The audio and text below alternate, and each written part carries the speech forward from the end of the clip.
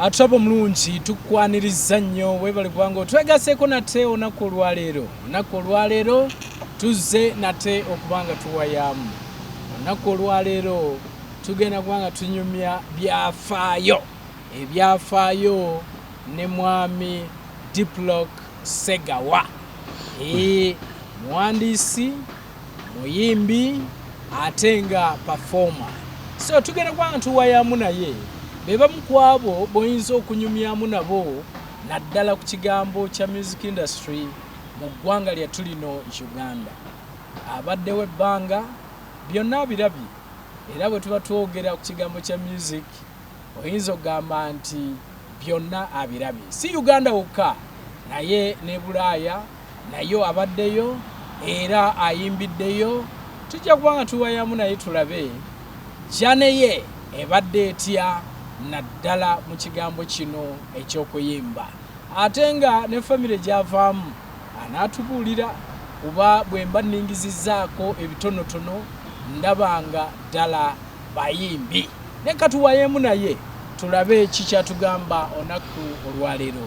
Nsanyusa okukulaba muzeeyi DIPLOCK SEGAWA. Ndowooza bwe ngamba muzeeyi DIPLOCK SEGAWA mba sikuvodde kubanga waliwo abamu nga bw'omuyita muzeeyi ajula okukuba empi ani agamba nti ndi muzeeyi. Saba nsanyusa okulaba era njagala kusaba ombulize ku bantu baffe abo abatulaba. Mbalamusiza nnyo bannaffe mwenna abatulaba ku mutimbagano wano. Mwebale emirimu, mwebale okwagala Uganda. Amannya nga bw'agoogedde mutabani wange nze DIPLOCK SEGAWA Katumba era nga ndi muyimbi muwandiisi wa nnyimba era performing artist.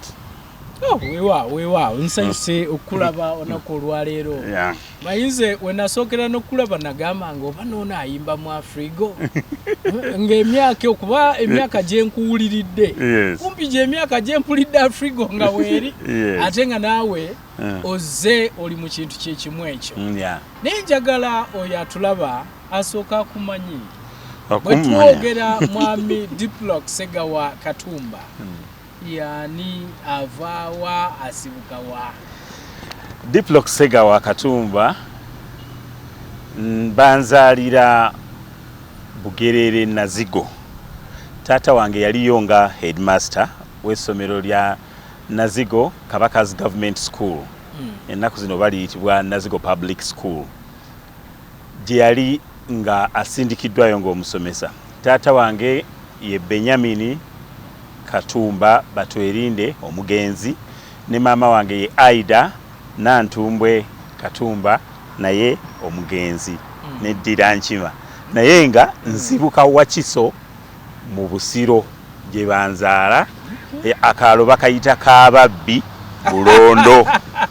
Akaalo Kababbi bakayita Kababbi akaalo bakayita Kababbi balungi ababbira Obuganda omulangira.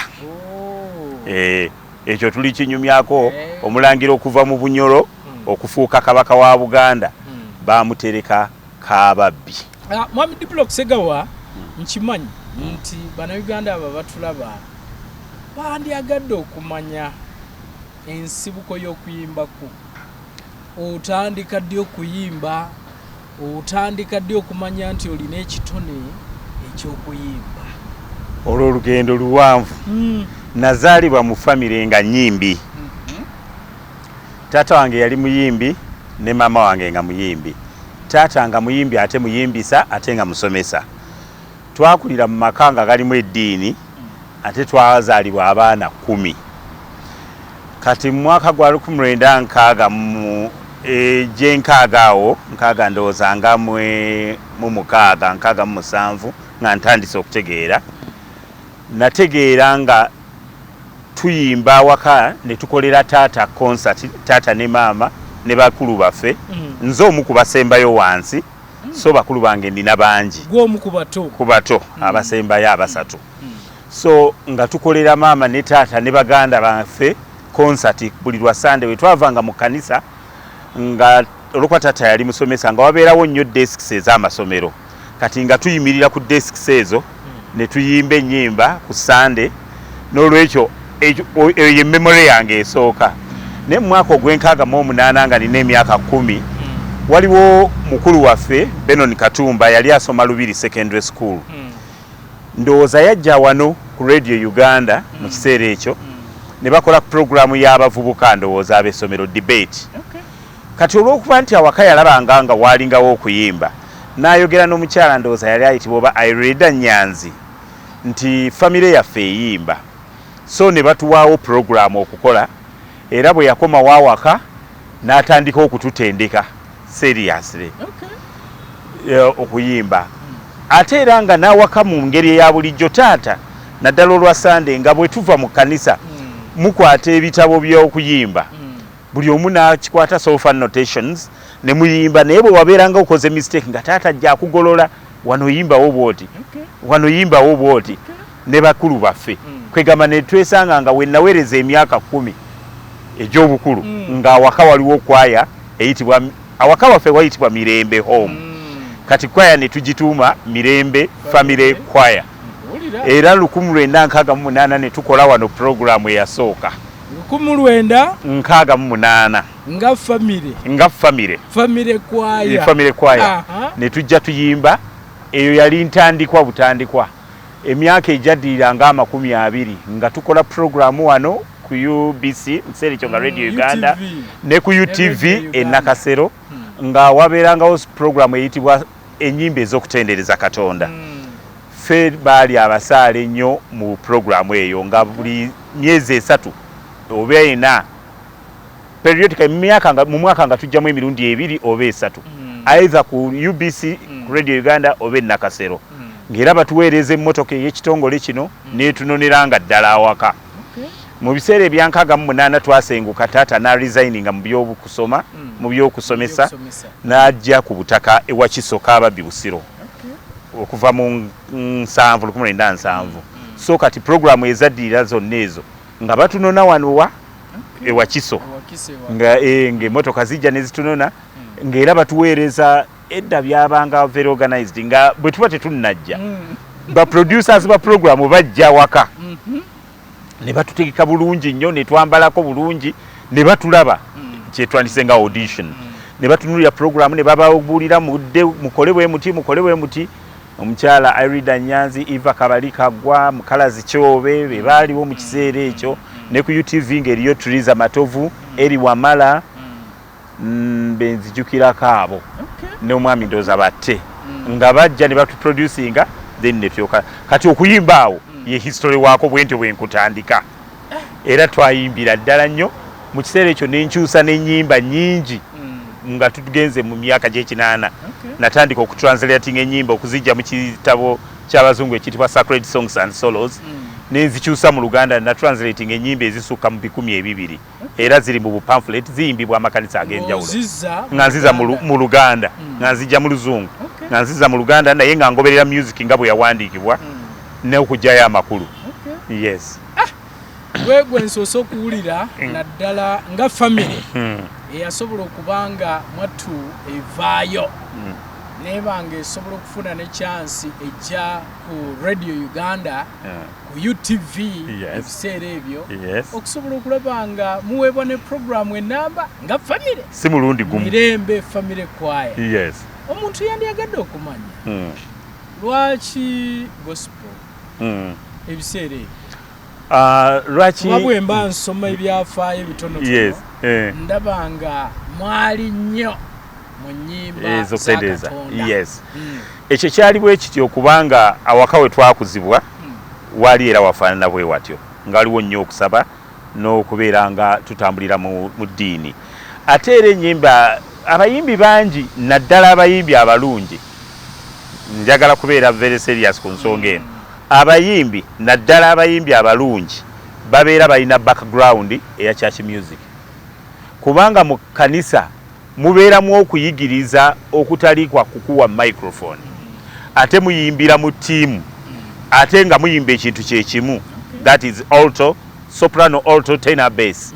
Kati mubeera abantu olusi mukaaga mu buli ddoboozi naye mwenna nga muyimba ekintu kyekimu, kale mulina okubanga mufaanana nga temukoze ensobi. So kati training eyo eya church eba nnungi nnyo buli muyimbi yenna oba buli yeetaaga okuyimba yandiyisengako mu church. Mulimu training ebeera ennungi ennyo okusinga eya pop music. Yes, ne wonobeera pop musician okuyitako mu background eya church ofuna kye bayita omusingi omulungi. So Mirembe Family Choir yes officially etandika mu mwaka gwa 1968. Era yo sinza gamba nti yaggwawo kubanga tukyali balamu. Muze mweyubula. Era buli we tukuŋŋaana obanga tuli ku mukolo tugamba bugambi nti mbaga nti ye ffenna weetuli nti tuyimbe luno tutandika butandisi kubanga tukikuliddemu ne baganda bange abatali nnyo bayimbi mu limelight eno era ba choir trainers mu masomero gye bali mu ngeri ngeyo. So tuli bayimbi through and through. Yes. Olianza okubuuza kale tuwulidde awo wayimba eyo ntandikwa ya waka okutwaliza wamu. Bwe tuba tugenze mu makyaki, bwe tuba tugenze ku ssomero, eyo yo wayimbirayo nnyo. Ekikusesa nti taata bwe yava e Bugerere n'atandika essomero e Kaababbi erirye lyaliyo naye nga n'aliteekamu amaanyi okulisitula ku kyalo ng'ayagala okuba nti ekyalo kwagenda okukaddiira kuliko obuyigirize kuliko okusomesa nga bwe yali omusomesa eyasomesa ebbanga eddene. So kati n'atuleeta nange ne bannyinaze abato, so nga essomero liva ku P1 ne lituuka ku P3 lyagenda nga lyongerwako kutuusa lyatuuka ku P7. Naye kati kyenzijukiramu ekineewunyisa nti we nabeerera mu P3 nga nze choir prefect. P3 nga nze choir prefect. Era essomero lyaffe ne lirondebwa okukiikirirako district mu kiseera ekyo ng'eyitibwa Mpigi district. Obaani yali akyadde byabufuzi ebyo enamayumba mu biseera ebyo ya Obote 1 ndowooza oba 1968 oba 1968 ndowooza. Essomero ne lirondebwa era n'enkulembera kwayo okuyimbira. Ndowooza yali secretary general wa UPC mu biseera ebyo. Kuba nzijukira oluyimba lwe twayimba mwalimu tulina secretary general. So essomero ne lirondebwa okuyimbira omuntu.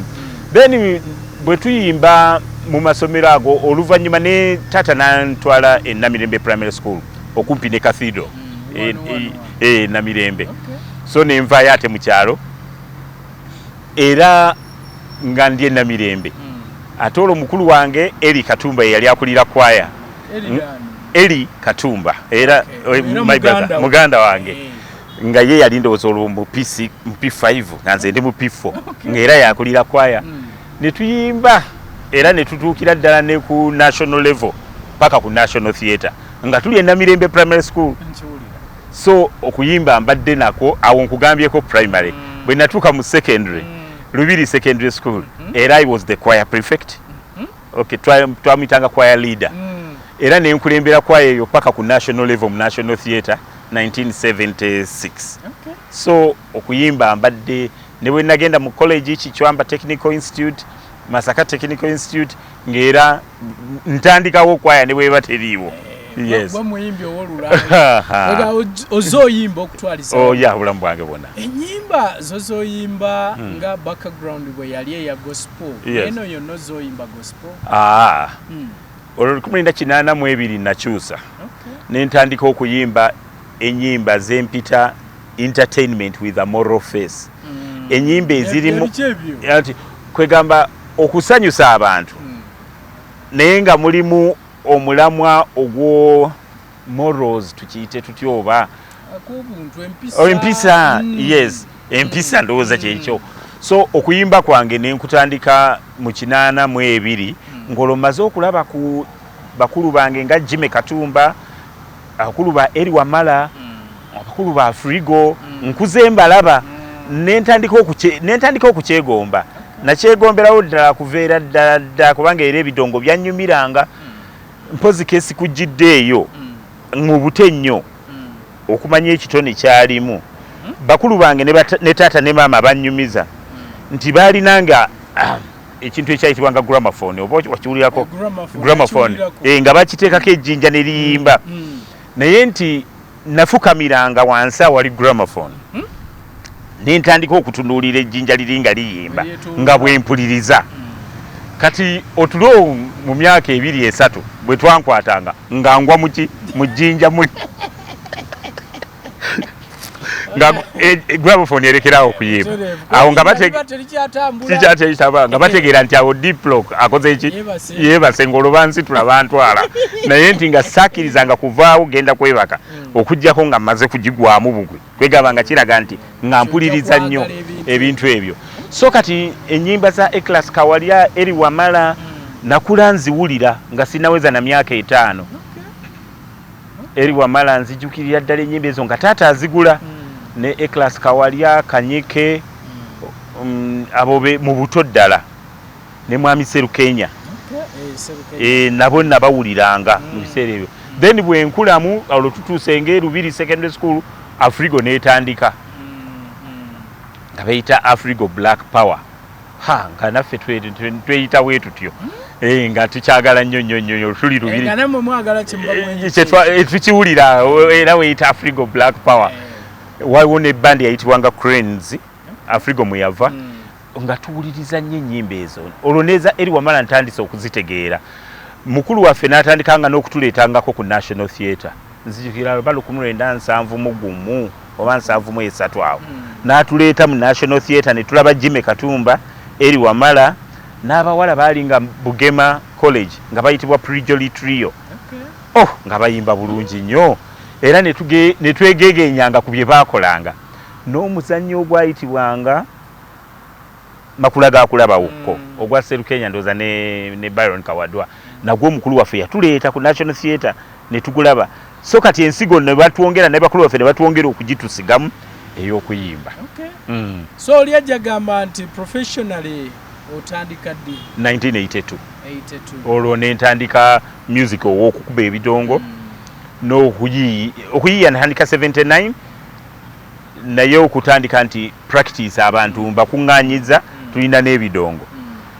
olwo 1982 abakulu abankwatirako okufuna ebidongo ebyo ye mugenzi William Lugobe yalinga kako era nakitandikira Masaka eyo nga ngenza okusomayo nga ndaba mwa Pasta Kakembo ayina piano awaka kati nga ngenda awaka nentunuulira bwakuba piano ne tutandika okuyimbayimba nga bwe bankubiranga nnyimba mu nnyimba endala leza Jim Reeves then olwo ne Jimmy Katumba n'atandika naye nentandika okuwulirizanga ennyimba zaabwe kati mwami Lugobe ne mwami Yakobo Senkungu abeera Bunnamwaya omwami John Kasiko abeera Busoga eyo n'omulala mwami Kitaka eyakafa juzi owa Quality Chemicals oyo bankwatako nnyo mu kiseera ekyo okutandika kubanga mwalimu okugula ebyuma okuyimbisa training ne mwami Muwonge yali headmaster we Nakasero 1982 olwo ne tutandika okukola practice nga nkuŋŋaanyiza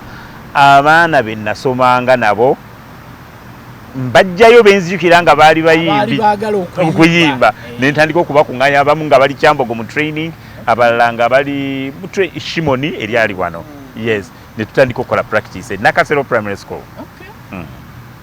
Omuntu yandiyagadde okumanya nkimanyi buli muntu yenna yandiyagadde okumanya nti olunaku olwo lwogenda ku stage professional ng'omanyi ogenda na kufuna ensimbi nkimanyi nti biri wayimbanga ebyamasomero tuyimba ne batuwa certificate ne batuwa engabo ebintu ebifaanana bwe biti naye olunaku lwe wasookera ddala ogenda ku stage ogenza okuperformingira abantu audience ng'esasudde ne sente olujjukiro olwo lwaliwa era lwali lutya Nakasero Primary School olunaku olwo yali gye twayitanga speech day parents day edda twaziyitanga speech day omugenyi omukulu yali Prime Minister wa Uganda mu kiseera ekyo Otema Alimadi bwenzijukira ogwobote 1982 kati bwenzijukira nti eyatuorganizinga olw'okuba waliwo entalo mu kiseera ekyo waliwo omwami yali headmaster we Nakasero omwami Muwonge Kewaza yatuleera nnyo mu kiseera ekyo kubanga nga yonna tuvuddeyo gye tubeera tusula Nakasero wetukolera practice era wetusula so kati abakulu bali benna soso okunyumizaako mwami Lugobe mwami Senkungu mwami Kasiko mwami Kitaka bangulira ebyuma mu 1982 ne bijja ne tubituusize Nakasero Primary School. So kati show eyasooka yali Nakasero Primary School ku Parents Day ne tuyimirira ku stage bulungi n'ebyuma byaffe ne tukuba endongo mu ngeri yaffe. Omanyi bagamba muganda ayina enjogera nti munkyavu mwe muve engolokofu. So kati ne tukola bye twakola oluvannyuma comments ne zijja naffe bye tulabyeko byennyini ne tutandika oluvannyuma okulongoosa. Era awo mu myezi ejaddirira ne tutandika okubuukingibwa. Aba UDC abo mwami Jemba Kaggwa yalinga akola mu UDC ku Embassy House ne batuyitanga ku end of year parties olanga zibeera ku Kampala Club nga bwe tugenda tu improvinga buli kaseera tugenda tulongoosa otuusa lwe twatuuka mu National Theatre ndowooza mu 1984 lwe twasooka okukola concert y'omu National Theatre nga tukola concert 3 1984 nga tukola ku Friday olwo mweyita baani DIPLOCK Segawa Katumba and the Rains. Oluvannyuma nekibanga kirimu clashinga ne Jimmy Katumba ne tukifuula DIPLOCK Segawa and the Rains. Naye awo mu 1984 ne tukola show mu biseera ebyo waalingawo insecurity n'olwekyo nga show tetukola za kiro za misana tutandika ku ssaawa 8 ne tukola show esooka ku Friday ebeereemu ku Saturday ku ssaawa 4 ez'okumakya ne tukola show ey'okubiri ssaawa 4 era buti ng'abantu bali mu show ate nga bajjula mwana wange yes ne ku 8 ne mutandika endala negwa badigida ne mutandikawo endala negwa ku ssaawa nga 10 mwenda 10 bwabanga buyise nnyo ng'eggwa ku 9 abantu ne baddayo ewaabwe ku Sunday ssaawa 4 nga show etandika esooka show endala netandika 8 negwa ku 9 oba ku 10 abantu ne baddeeka show bwe zaabanga yes atuba mulungi tukyagenda maaso n'okubanga tuwayaamu ne mwami DIPLOCK Segawa tuwayaamu naye muyimbi muwandiisi ate nga performing artist nkunyumirwa nnyo nga performinga kubanga energy ebeerayo eyo oli bwakulaba wano ayinza obutamanya n'obutasuubira nti kiba ku stage naye buli lwendaba ekibeera ku stage awo ng'ozinyisa abantu paka kinu ayinza gandi ekibeerawo omuntu yandiyagadde okumanya mu biseera ebyo nga mukola muzanya music oyo obanga muyimba obanga muperforming mpulira gwe bw'oba oyogera National Theatre naye abamu bwe bajja wano batunyumiza zisuzaana batunyumiza ki lwaki gwe mpulira onyumya National Theatre tonyumya clubs zino endala abamu ze badigidirangamu music ono alimu ebika eriyo ebika ebigenda mu clubs oba mu bbaala ate ekika ekyange kya concert oba tuziyita show kweganga otuula n'olaba kye bakola si kubeera ate mu bbaala oba mu clubs so kati nze siyimbirangako mu bbaala siyimbirangako mu bbaala siyimbirangako mu club era ne bwemba yake megajo maze mu kuyimba kati 38 toyimbirangako mu bbaala toyimbirangako mu club ono music bamuyita batya music oba muyita batya no kati music lwakuba ulira mu DIPLOCK omuntu yenna bw'awulira music ekisooka okujja kuwuliriza ekiddako kuzina kati awo tugenda mu mabaala mu clubs oli gy'asuubira nti ebyo gye bibeera era abamu n'abalokole wano tubalabye mu mabaala babeerayo era nawane bazina n'okuzina bazina era wali obalabyeko mu concert nga bonna bayimiridde bali excited ezizo ntera kulaba concert era bwe zibeera era sijja genda mu bbaala yes that's my legacy kwegamba bwenku ndowooza modo yange ye y'abayimbi ng'aba Dolly Parton Kenny Rogers Don Williams Enya bonna bakola mu concerts yes bakola concerts tebakola mu mabaala. Yes, music wabwe asobola okugendayo naye it's a concert gy'oyimirira omuntu ku stage and you appreciate the art. Era ne Jimmy Katumba bwe yali nga naye akola concerts. Oyinza abamu bayinza okugendayoko just ka entertainment nga mu hotel era nga nkola ne mu hotels. Yes, tukola. Yes, nsobola okukola naye okugamba nti baala bweti mwengendo okubira ekyo sikikola era sikikolangako. Lwaki kubanga nature ya music wange kubuuza nature ya music mpulira era yenna wa bidongo. Yes, omuntu asobola okuzina. Yes, asobola okubeera awantu wonna. Lwaki owulira ng'ogenda mu bbaala ogenda mu kilabu kissa ekitiibwa? No tato sikussa kitiibwa naye neesanga bwesanzi nga nze nkola concerts kati music mutwalanga amazzi. Oyinza okukima amazzi n'oyoza ngoye.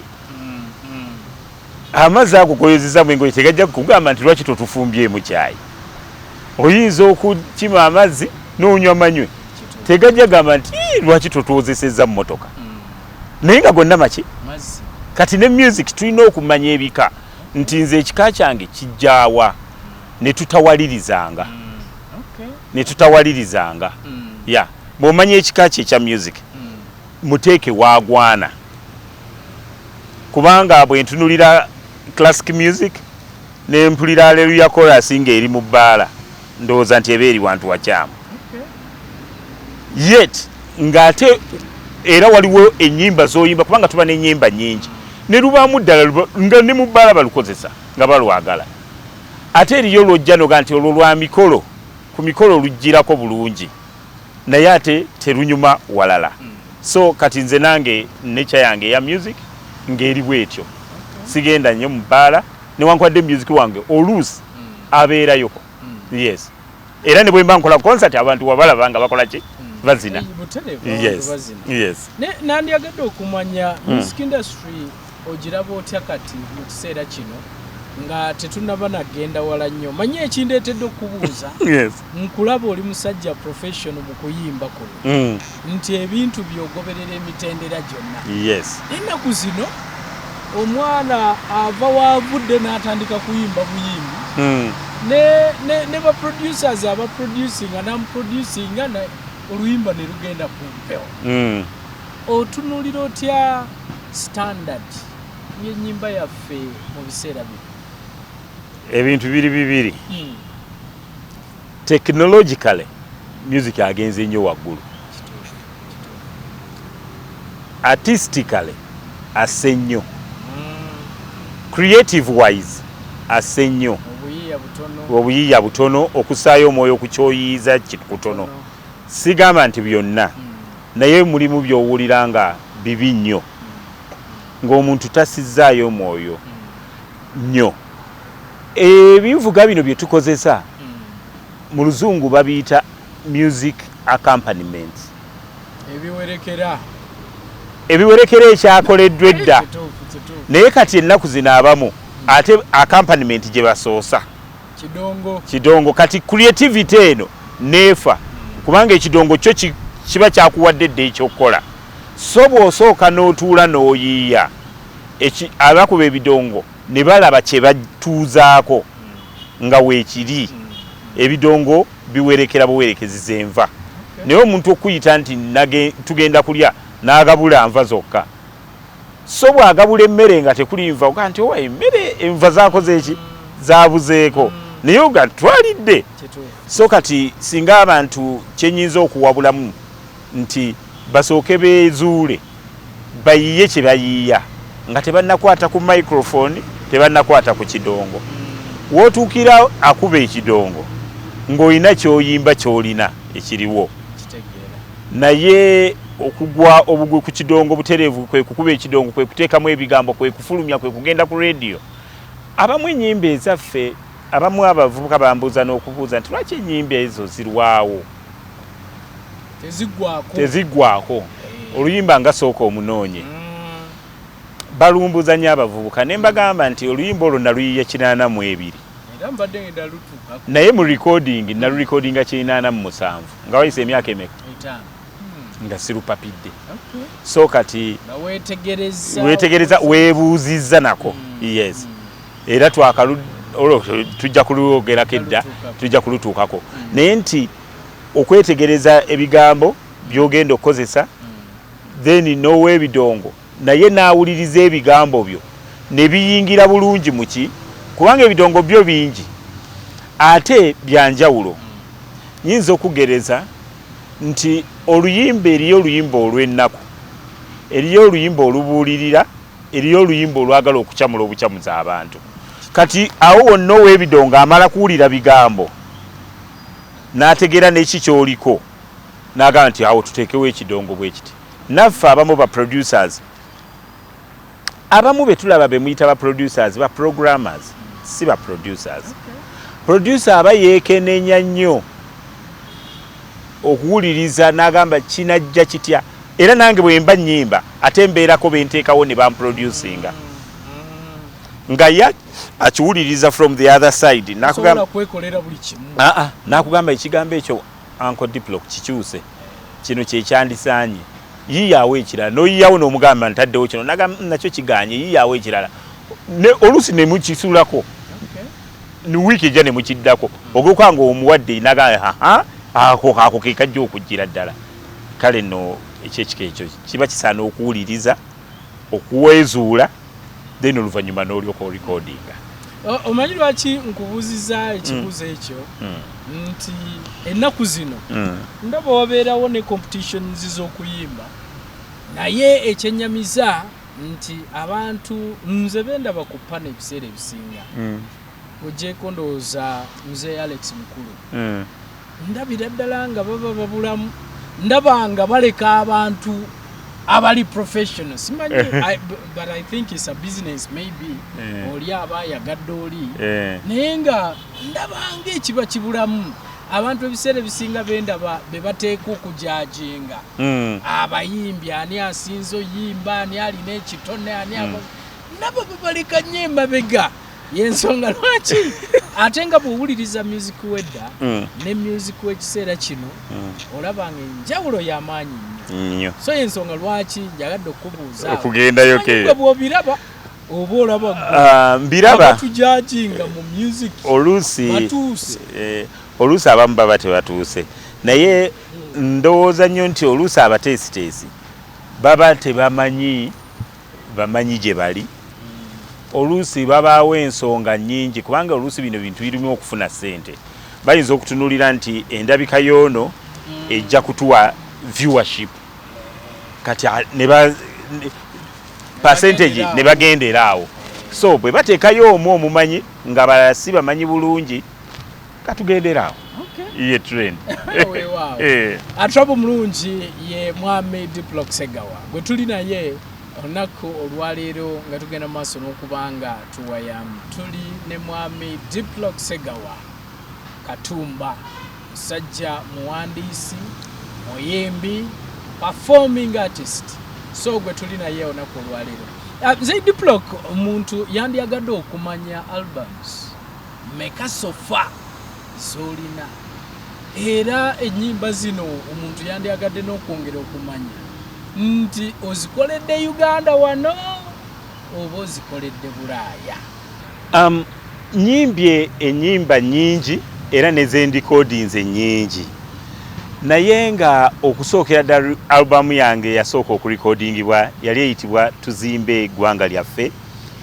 twagikolera Nairobi mu 1987 mu kiseera ekyo twagenda ne tukola albums 3 tuzimbe eggwanga lyaffe No More Fight ne On the Road to Freedom twazikolera mu Nairobi mu studio eyayitibwa ABS okuva lwe natandika mbadde nga mwegendereza nnyo mu studio kije nkozesa era yensonga lwaki nti saakozesa nnyo studio za mu Uganda mu kiseera ekyo tezaali nnungi newankubadde nga nange oluvannyuma ate nakola studio mu Uganda naye album ezisooka nazikolera Nairobi mu 87 eyaddako nengikolera mu London mu Bungereza eya Friendship, eyo nayo yatunda nnyo era abantu oluyimba balumanya nnyo lwa Friendship. Eyo twagikolera mu London mu 1991 ne tugifulumya. Then mu 1992 ne tukola albums 3 mu London, Beera nange ne Party Song n'endala njerabiddeko naye nga nakakola albums 12. Then oluvannyuma 92 96 ne tugenda mu Sweden. So nkoze albums 12 ezasooka nazikolera Nairobi, ezaddako mu London, then nenkola Make Peace eyaliko ekyakutwala kyeki sooka omunoonye once again ne tuziddiramu e Sweden mu 1997. Then awo ne mmalawo ebbanga nga sinna recordinga, then okutuusa ate 2007 nenziramu albums endala 2 nkomyewo nagikolera London, n'endala twagala ne tuteese nayo negikolera London.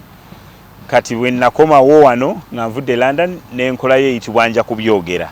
So far ziri albums 12 nga buli emu eriko ennyimba 10 okujjako emu eriko 8. Yeah. So mwami DIPLOCK Segawa, waliwo oluyimba era buli Munnayuganda yenna alwogerako oba kumpi oyinza ogamba buli lunaku oluyimba lwo luyimbibwa. Oluyimba luno sooka omunoonye nze kuba natandika ddi okumanya nti gwe waluyimba naye ebbanga lyonna oluyimba lubadde luzanya nga terinamanyi, ffe abamu nga teryamanyi ani yayimba luyimba luno. Oluyimba luno oluyiiya ddi, oluyimba ddi, kubanga ddala lukoze era ndowooza ojja natubuulira by'oluganyuddwamu kubanga bannange lwolukoze. Sooka omunoonye. Sooka omunoonye oluyimba olwo lutandika bwe luti. Nali Masaka. In fact mwami DIPLOCK Segawa ndowooza kyengenda okwagala ogenda kutuwaamu ne ku akapera tusooke tugende mu maaso, tusooke tulugendemu olwo okulwogerako ku history.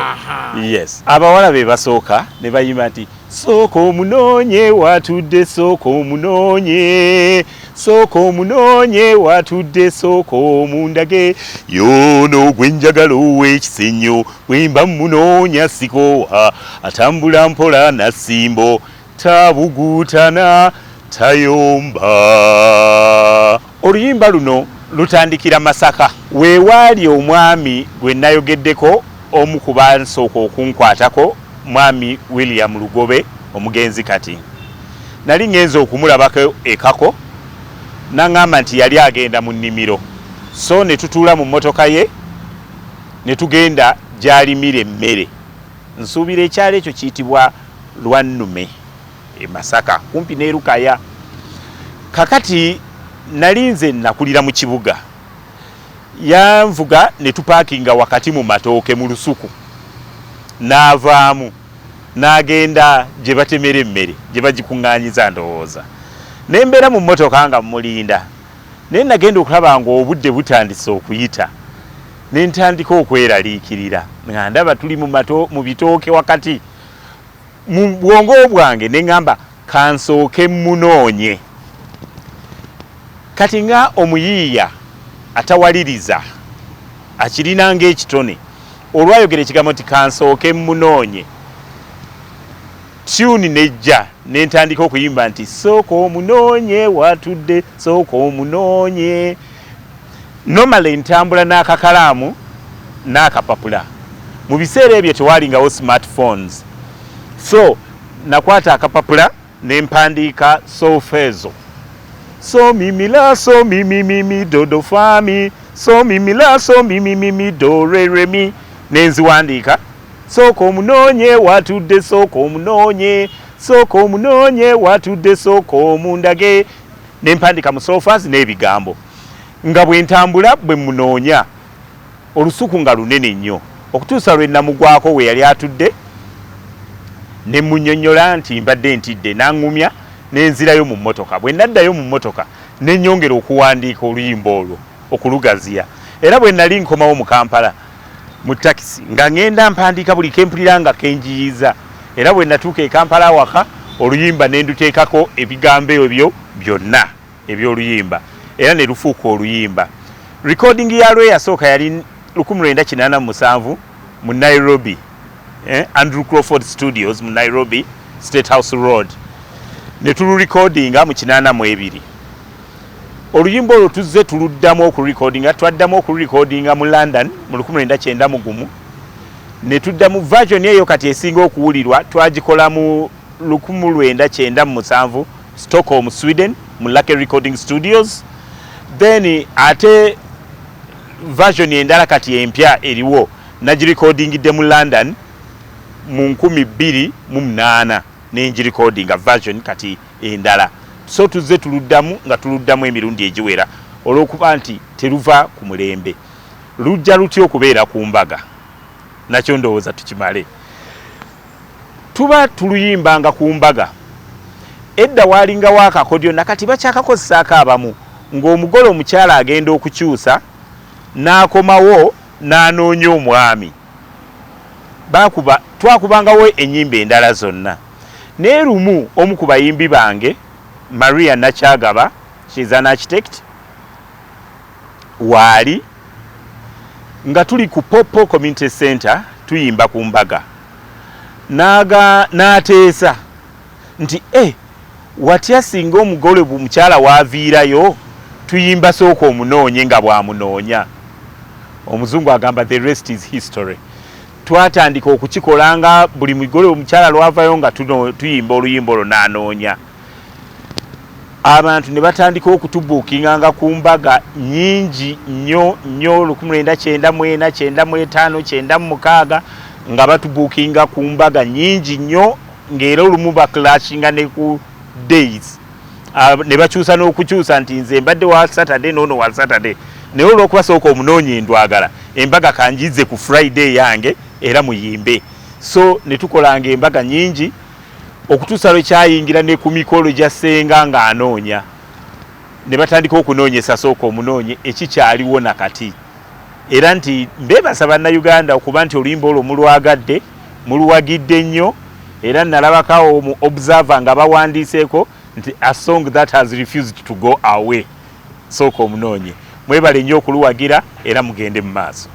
Weewaawo mwami DIPLOCK SEGAWA akayimba ko kakubye sooka omunoonye ko kakoze okutwaliza wamu ate kakyakola era kakyakola okutwaliza wamu. Ekirungi otugambye ogenza okaddamu mugenze mukaddamu mukaddamu n'abeera bwe mwakayimba nabo musooka batugambe nti tebakyaliwo abamu bakyaliwo naye ate oluusi bwe mba ntambudde mba siri nabo kati bensangayo olw'okuba nze poota ekyendiko akola ensuwa bw'aba waali buli waagenda ensuwa asobola okuzikola so bensangayo benjigiriza ne tulukola.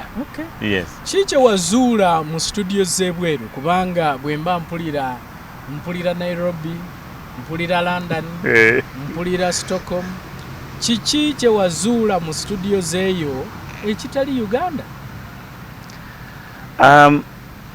Si mudda mu Uganda so studio tezaali nnungi kubanga nze na recordinganga ne bakadongo kamu naye ate nga nze sikozesa studio gye mba recordingiramu kubanga bwe mba nkola music wange nina bye neetaagamu naye kati byatereera weeziri studio ennungi naye nga luli tebyabeerangawo nga ogenda n'oyagala ofune bed mu music wo strings kati walinga bwe tulikodinga orikodinga just kimu byonna omulundi gumu ate ne bwe twatandika okukozesa ku tracks nga tracks ezo ziri analog ziri digital nga kati era nga okirikodinga n'owulira nga akizitooyereza nnyo so nga music avaayo nga oluvannyuma nga si mulungi so nensalawo okukola ki okurikodingiranga ebweru n'omukisa nagufunanga mikwano gyange bankwatirangako.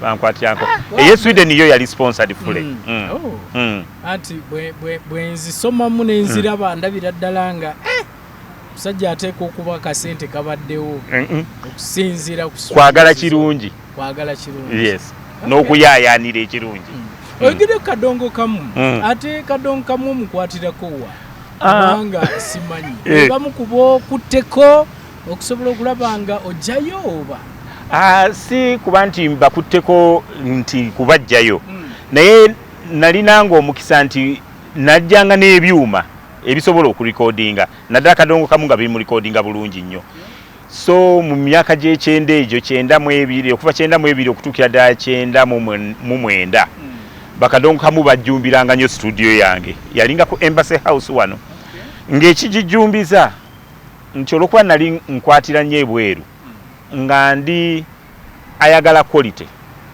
nga balaba ate kyenjogera kyentuukiriza technician wange mwami Mukasa gyali eyo mwami Mukasa nkutumidde abeera bunnamwaya ennaku zino ye yakwatanga naye nga buli lwe ndeeta ekyuma ekipya afaayo nnyo okukiyiga ate n'okukola kyoyogedde nti tujja kulikodinga ku ssaawa 3 era ziba mmeka oli n'agamba nti abantu bange bajja kutawaana tuba twagala kiro tutandike ku emu ey'ekiro tukeesa obudde ng'era studio njiggulawo n'embeererawo ddala ne tulikodinga ekiro kyonna ku makya ne bagenda so tukiyite discipline mu studio nga mweri so basudde yatandikira wange mukyala Mugerwa basi dunia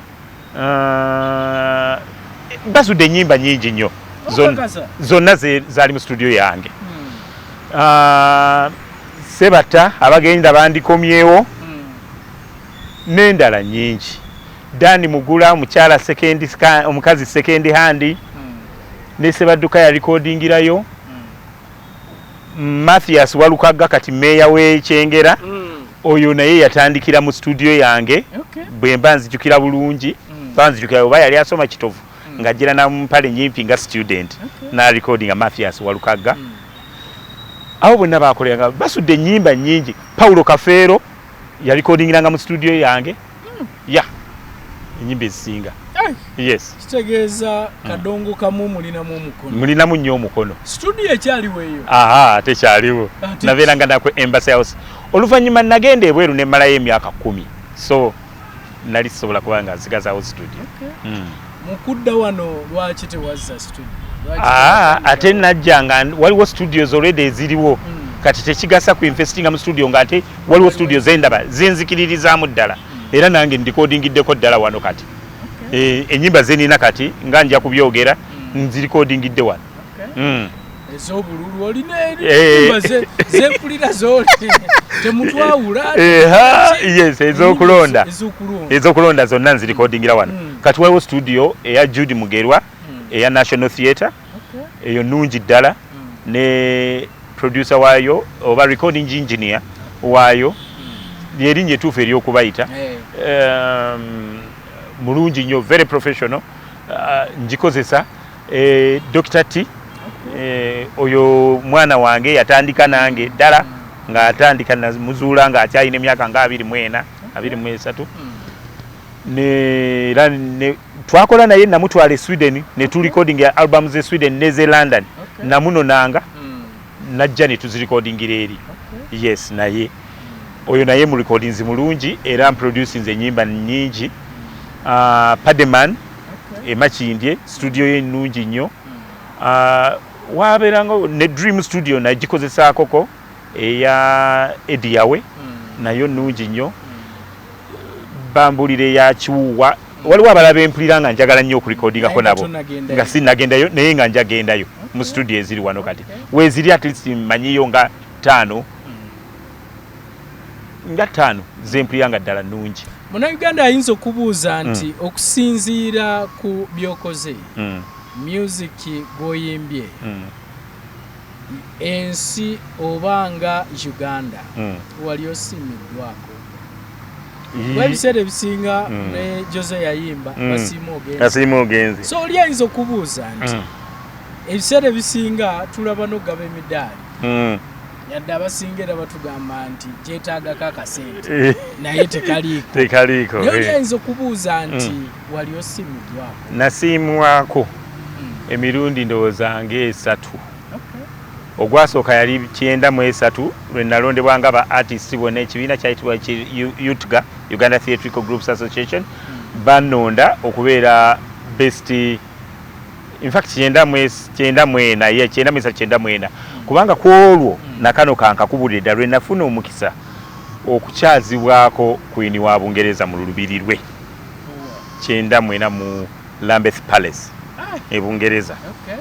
Twagenda okuperforminga nga YMCA eweze emyaka 15. Group yange ne tugenda e Bungereza, ne tugenda ne tukungaanirako mu Framingham College.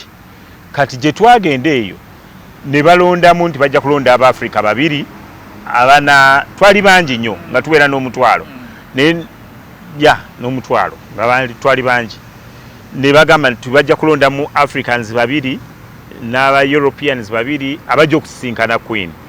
So ne batujja Framingham College gye twali, ne batuleeta mu coaches, ne tugenda mu Westminster Abbey, mbanzijayo nze. In fact ne munange Abafrika baali bansi bbiri, munange Fred Kigundu yafa juzi, yali nga headmaster wa City Parents, oyo yali music director wange, twali naye ne tusaba mu Westminster Abbey. Oluvannyuma ne batuweera ne batulonda tugende tufune kacaayi ne Queen. Ne Queen, yeah. Era nze nambuuliza ddala n'ebibuuzo. Yes, najja basooka ne batukoochinga engeri gye weeyisaamu nga Queen bw'aleeta omukono, bw'ataleeta mukono toguleeta gugwo, bw'aguleeta ogugwo oguleeta mangu, omukutamako maamu, ebintu ebityo. Ne basooka batuwa aba protocol officers ne batutendeka. Kati bwe mu kusaba twali bangiko n'Aba-Africans bangi, naye ate oluvannyuma ne batutondamu batono abajja ogenda ku kye bayita high tea with Her Majesty the Queen. So Katonda nampa omukisa ogwo mu 94. Era omwaka ogwo gwe nasiimibwamu wano mu Uganda nga best singer, best performing group eya DIPLOCK SEGAWA and the Wrens.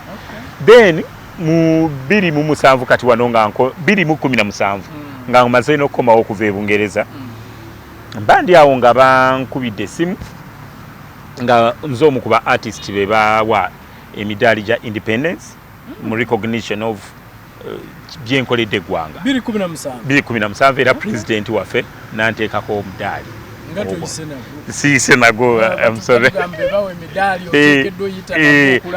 ku programu endala nja kuyita nago. Yes, ngulina bulungi. Yes, so osiimiddwa okutwaliza wamu. Alianza kubuuza n'agamba nti biki byewanyumiriza mu kuyimba. Ndowooza kyensinga okwenyumirizaamu be bantu. Nfunye emikwano si mu Uganda yokka, mu nsi endala. Bwe ngenda e South Africa nfunayo abansuza, bwe ngenda e Sweden nfuna abansuza, bwe ngenda mu London nfunayo, mu America buli kaseera bampita nti ffe tujja kunsuza singa ojja. So na wano mu Uganda siga nti ekyebweru kyekikulu ennyo. Na wano mu Uganda wangi nnyo wootuuka omuntu olukebera ku identity card n'agamba so yeggwe n'aba nga asobola okukolera ku kintu ekibadde kijja okutawaanya. Abanyambye bangi nnyo kubanga okuyimba kintu kinene nnyo, kyetaaga ssente nnyingi nnyo n'obugumiikiriza bungi bw'oba nga ojja kukikola nga kirungi, nga kijja kulekawo legacy. So nsobodde okubeera nti ndabirira ku baana bange ne mukyala wange ne tubeerawo n'eggwanga lindicognizinga kubanga ntuukiriddwa ebitongole bya gavumenti bingi nga balina message gye baagala, oba yakulonda, oba ya mirembe peace, oba ya kulyanguzi kwogera okulwanyisa obuli bw'enguzi. Era ne juzi twali e Kololo era bankubira gavumenti ne bagamba ennyimba z'obwezi ne zijja kujja nnyo mu kiseera kino mu kulwanyisa enguzi. So ndaba nti waliwo byenkoledde eggwanga ate n'eggwanga abantu ne bakola ki.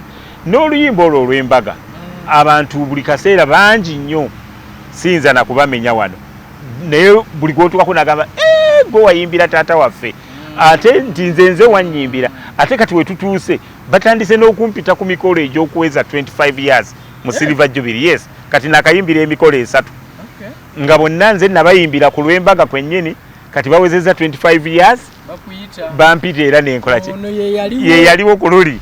So kimpa essanyu ne peace of mind. Mu kuyimba kuno kwonna nkimanyi tujja funa obudde obulala twongera okutunuulira ebintu ebirala kubanga ebyafaayo byo bingi waliwo bye tutakutteeko. Naye oli ayinza okubuuza nti kusoomozebwa ki okw'amaanyi wali osanze mu kariya yeeno ey'okuyimba? Okusoomozebwa okusingira ddala kwe kubeera n'ekintu ky'olina mu bwongo naye nga tosobola kufuna ssente zikiteeka mu mbeera gy'okyagalamu. Ekyo kusoomoza kw'amaanyi abantu bagenda ne bawaana wano ne bagamba abazungu bayimba bulungi, lwaki temukola nga abazungu bwe bakola ekintu kino? Nga tukimanyi kubanga nze mbabaddemu emyaka egisukka mu 10 naye bo babayamba bukyali ate tebakuyita na kuyamba,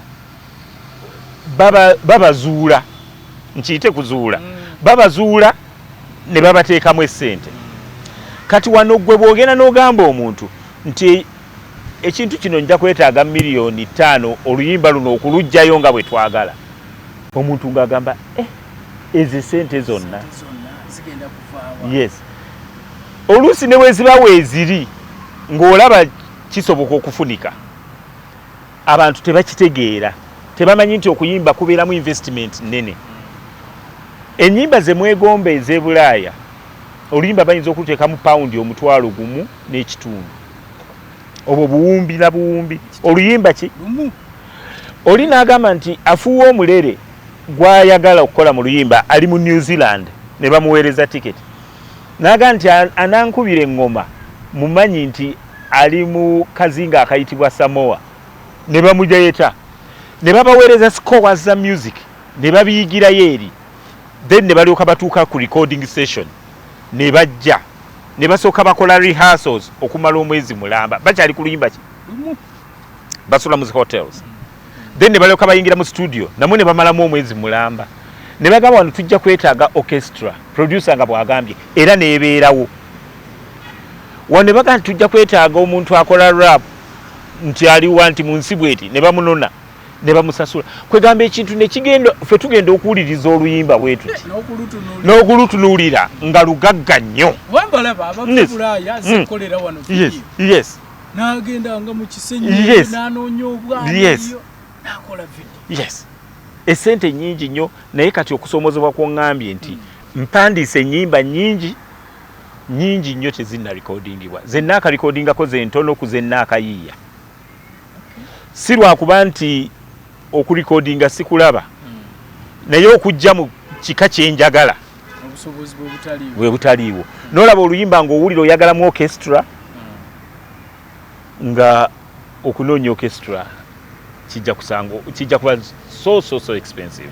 So kati oluyimba n'olufulumya nga oluusi tusikyo nga si kyoyagala. Kati eriyo oluyimba lwe nakola luyitibwa No More Fight. Nina bingi nnyo bye ndwetaaga mu era nkyaluterese. No More Fight. Eriyo oluyitibwa Group Work. Then okusomozebwa kungi naddala nga abantu tebategedde nti kyoyagala kyetaaga nnyo funding nneneko okusinga omuntu bw'akitwala. Kubanga okulikodinga abamu tebakimanyi. In fact waliwo abatubuukinga okulikodinga oluyimba n'akugamba lwaki togenda wali n'oteekawo microphone ne muyimba. Ab'ekika ekyo mbagamba nti jangu tubeereko nawe mu studio. Kati bw'abeera mu studio muba mwakalikodingirako essaawa nga 5 n'akoowa n'omugamba nti n'oluyimba terunnakola ki terunnabaako we lwabadde. Yes, so okusoomozebwa nti ebyokukola weebiri bingi naye essente ezibyetaagisa bikolebwe. Waliwo ensi eziteeka mu music industry sente? Yeah. Kubanga bw'oyogera okusoomozebwa okwo ndabanga okwekuusa ku gavumenti yaffe nti eyinza okuba tefuddeeyo kudduukirira music industry. Bafuddeyo ennaku zino mbiraba naye bafuddeyo nga tebasoose kwekenneenya ki kye bagenda kuyamba. Okuyamba individuals si kyekikola, naye okuyamba the industry itself, okugidduukirira ebitone weebiri ebijja okuvaamu esente. So naye ntandise okulabamu ng'ebirabikanga ebiyinza okuvaamu.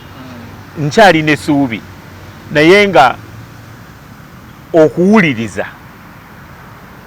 okwetegereza nga tonnayamba, tonna supporting, nga tonnateekamu, kiba kirungi nnyo. N'ogamba kyenteekamu kya kiseera kino kubuguumirira oba kijja kubeerawo for posterity. So ebulaaya waliwo ebitongole bingi nnyo, GoFundMe biki, naye ba identifying artist, ba identifying people, siga nti bonna newe nabeera ebulaaya era na struggling, naye wabeerawo benevolent funds abamu nti eriyo ebitongole bingi byoyinza okutuukirira n'onnyonnyola ne bawuliriza ne baba tebakuyambe oba saagala nnyo kukiyita kuyamba kubanga kye tukola kigenda mu society, nkiyita abaku mu luzungu support, okay, mu Luganda tukiyita kuyamba, naye kukwatirako kuteeka mu kintu. Yes. N'omanya nti ono omwana wano bw'oteeka mu music industry oba oyamba economy ekula. Kati wano tulina ekintu nti omwana omu-identifying nti kaana kange kanawaka omupiira kagwagala nnyo, n'okagulira omulala. Kati bw'okyazaayo abazanyi ba cranes oba abakulira eby'emipiira, omwana ate tomugobera manju, bagambe nti bannange gundi dda wali bazanyiremuko. Yes. Kati omwana we bamukwatako nga wa myaka 9, abo be basita bemuwulira. Naye omuntu atawanye n'ekintu ali mu myaka, omwana anyumiddwa omupiira naye batuuse okumuyamba nga wa myaka 2 oba 25, ajja kuzannyako emyaka 3 gyokka abe. So kirungi nnyo okutandika okuteekawo ebitongole ebya identifying nga ebitone ebiyinza okuyamba n'okutendeka abantu nga bakyali bato n'okubakwatirako. Abantu baffe bangi balowooza nti ekimu era kusomoozebwa abayimbi kwe mulina bakyala. Baki? Abaana b'obuwala bakyala. Era abamu balowooza nti abayimbi bangi bafudde akawuka ka mukenenya lwa nsonga y'abakyala. Yes.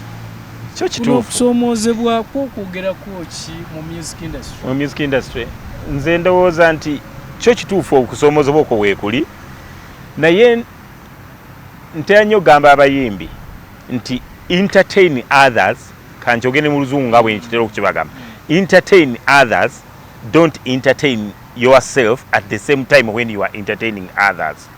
Nti bw'oba oli ku kuyimba, oba oli mu studio training, oba oli mu performance, ate gwe teweesanyusa, sanyusa balala. Kaakati n'ekirala omanye nti olina erinnya lyokola ki? Lyokuuma, lyozimba. Ate ekirala nti abayimbi ne bannakatemba tutanye okukyogako ne Beno Kibuuka nti kyakula abalala baba batwegomba oba mu luzungu tukita role model. Omwana akula n'agamba bane singa mbeera ng'omuyimbi ati, singa mbeera ng'omuzannyi w'omupiira ati, byakulabirako. Kale nno nkubiriza nti twandifubye nnyo waakiri okwefiiriza n'ekyowulira nga kikusika weekwateko ogambe nti abalala banaalaba ki batya.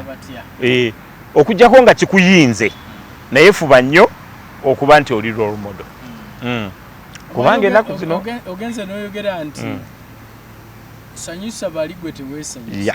Nyinza nti okusanyusa abalala nze nga siri musanyusa. Anti nedda okwesanyusa kyentegeeza ndowooza nti bw'oba oyimba era ndowooza wali ondabyeko nga mpafominga mbeera musanyufu, naye ate bwe mba ndirakisinze sisanyukanga bwe mbeera nsanyusa. Nange nsanyuka mu ngeri yange ne famire yange n'abaana bange newe nabeerera omuvuka nga era nsanyukanga emyaka gyange bwe gyali kikola ki bwe gyali. Naye nga bwe ntuuka ku kuyimba mbeera ndi ku mulimu gwempa obuvunaanyizibwa obwo.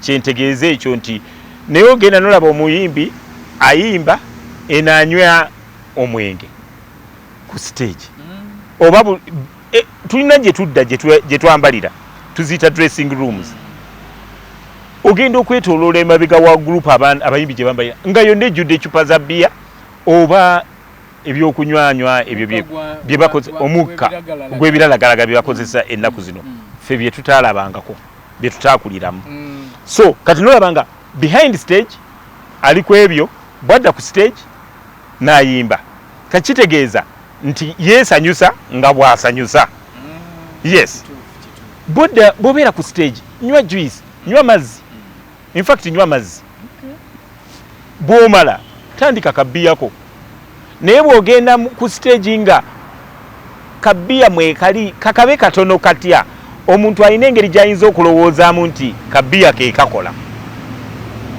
era abantu nze nga bambuuza nnyo naga nti naye tolina kyonywedde nenga ne bontesiti nga temuli yadde akatono bwe kati era nange onkyalengize kubanga abamu batugamba nti ogenda ku stage abamu balina ensonyi basobola okuyimbira mu studio ze naye ogenda ku stage alina okunywamu okutta shinensi eri abamu bwe batugamba nkiwulira abamu banywa ebintu bino nga batugamba bakola maloboozi so ebintu bino weebiri mu bayimbi bammwe era abamu beekalabula amaloboozi banywa bintu ebyo drugs n'omwenge tebirina lwe birongoosa ddoboozi tebirina ekyokugamba nti muntu alina ensonyi bw'anywamuko oluusi aguma abamu bakikola naye bw'oba olina okukikola kikole na bwegendereza nnyo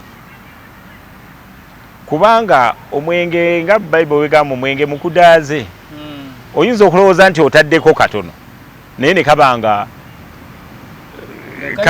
nga kayiseeko gwe nga tokiraba naye ng'oli akikola ki n'okola akiraba kati kyenvudde nkugamba nti buli omu waliwo categories kati abayimbira mu bbaala maybe kubanga ne be bayimbira baba banywanga maybe bakiwulira nga kiri ki okay naye nga fe abafa nnyo ku art kibi nnyo artist okunywa nga bakulaba nnyo kubanga omuntu akulaba buli kyokola ne bwoba wakitegese agamba mwenge gwegula ki bana bakwate enjaga n'akwata ne stick n'anywa nga abantu bonna balaba eyo nkola yaabwe dembeerya ayinza n'ogenda ku stage abalageko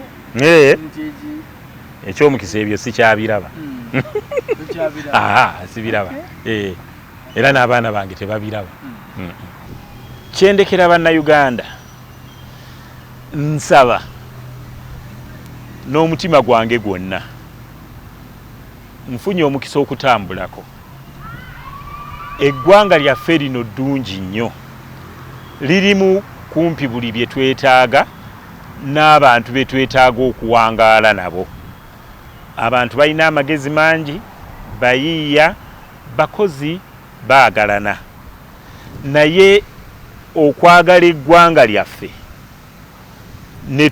ne twerabira ebitutawaanya byonna ebitwawula ne tusooka kusalangawo nti kati kino kiri ku ggwanga ng'ate tukikola mu ngeri ezimba ekyo kyensaba bannayuganda tujja kutuuka mu nsi ennungi ennyo singa tuyiga okugumiikiriziganya tolerating one another ndowooza mu luzungu bwe kiri nti omuntu waakoze ekirungi musiime waakoze ekikyamu muwabule ate bw'oba omuwabula muwabule bulungi si mu mbeera eri nti tomwetaaga kubeera mu ggwanga twagalane tukolere nnyo eggwanga lyaffe ate bwe tukola tukolere ddala waliwo bannayuganda bangi abakola ebintu nga bamala gakola bw'oba era obajja bajjira ddala bw'oba oyoza mmotoka gyoleze ddala bw'oba osomesa someseza ddala kwegamba ebintu tubikolenga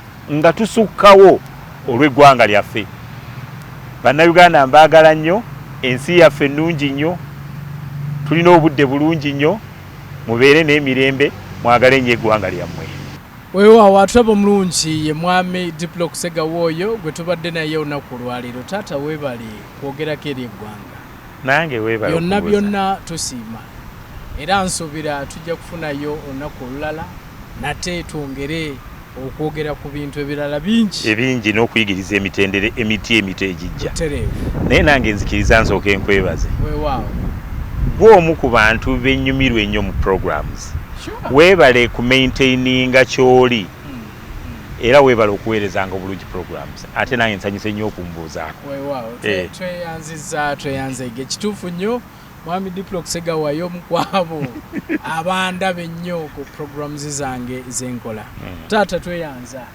kubanga naawe otugoberera okutwaliza kale munaye tuddingane nate omurundi omulala mubeere bulungi mweraba